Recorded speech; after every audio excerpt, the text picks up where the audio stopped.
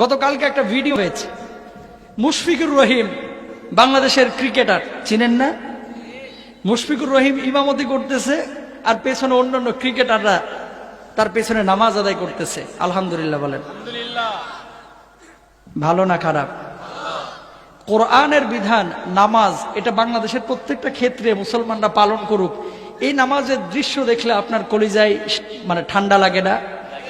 আপনার অন্তর শীতল হয় না? আপনার চক্ষু শীতল হয় না? হয়।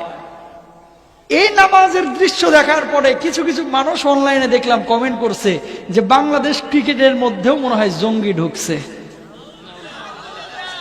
এই তো বাংলাদেশের চিত্র। এটা কি রাজনৈতিক কথা?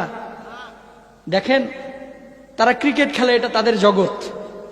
কিন্তু আল্লাহর নবী যে বলেছে, আল্লাহ রাব্বুল আলামিন যে বলেছেন, ইন্নাস সালাতা কানাত আলাল মুমিনিনা কিতাবাম মাওকুতা, নামাজের সময় হয়ে গেছে, সঙ্গে সঙ্গে তুমি নামাজে দাঁড়িয়ে যাও, সঙ্গে সঙ্গে তুমি ওয়াক্তমতো নামাজ আদায় করো।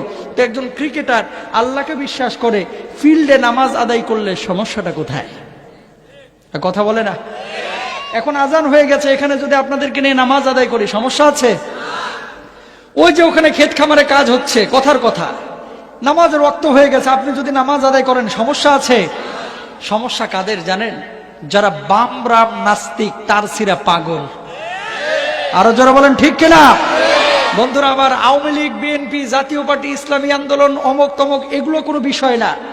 আপনি যেই দলই করেন আপনাকে কোরআনকে ভালোবাসতে হবে, আল্লাহকে ভালোবাসতে হবে। আরো যারা বলেন ঠিক কিনা?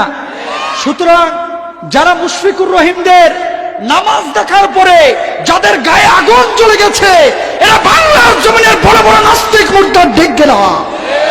ক্রিকেটাররা নামাজ পড়ে, তোমার সমস্যাটা কোথায়? এত জ্বলে কেন? তুমি যে নামাজ পড়ো না, আমরা তো তোমার বাধা দিই না।